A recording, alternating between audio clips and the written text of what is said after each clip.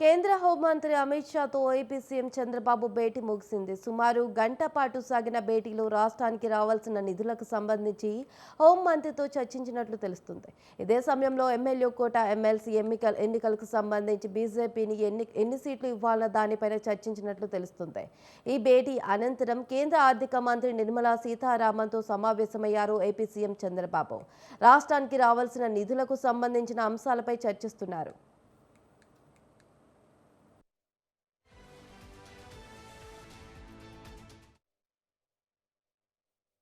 ఇదే అంశంపై మరింత సమాచారం సంతోష్ ఫోన్లో అందిస్తారు. చెప్పండి సంతోష్. ఏదైతే ఏపీ సీఎం నారా చంద్రబాబు నాయుడు ఢిల్లీ పర్యటనలో భాగంగా ఈ రోజు కేంద్ర మంత్రిని కూడా కలవడం జరిగింది.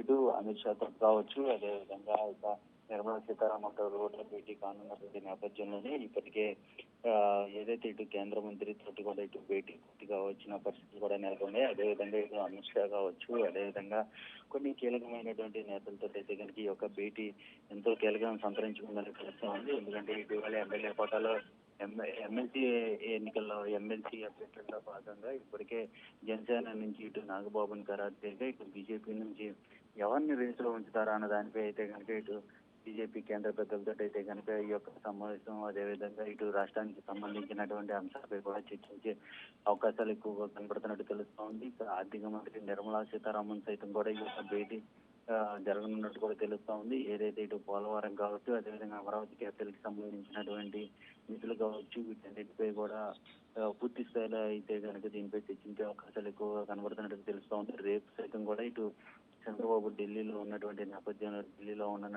నేపథ్యంలోనే కొంతమంది కేంద్ర మంత్రులతో కూడా భేటీ అయితే ఈ యొక్క సమావేశం అయితే ఎంతో కీలకంగా మారనున్నట్టు కూడా తెలుస్తూ ఉంది. ముఖ్యంగా ఇటు ఎమ్మెల్సీ అభ్యర్థుల బీజేపీ నుంచి కూడా ఇటు కూటమి ప్రభుత్వం అధికారంలో ఉన్నటువంటి నేపథ్యంలో బీజేపీ తోటి కూడా చర్చించే అవకాశాలు కూడా కనబడుతున్నట్టు తెలుస్తూ ఉంది.